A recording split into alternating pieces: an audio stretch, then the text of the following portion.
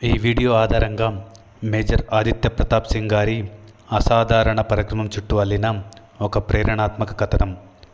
విపత్కర పరిస్థితుల్లో వీరత్వం, దృఢ సంకల్పమే విజయ రహస్యం.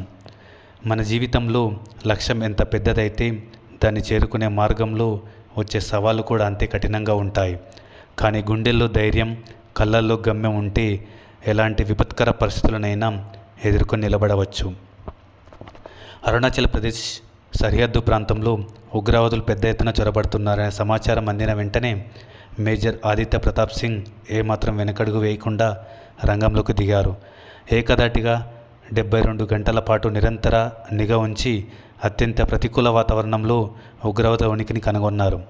కేవలం 30 మీటర్ల దూరం నుండి శత్రువులు భీకరంగా కాల్పులు జరుపుతున్నప్పటికీ తన ప్రాణాలను సైతం లెక్క చేయకుండా ఒంటరిగానే పోరాడి మోస్ట్ వాంటెడ్ ఉగ్రవాదిని మట్టుబెట్టారు.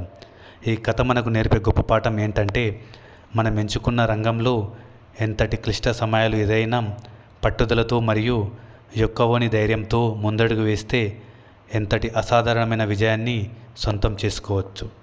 జై హింద్.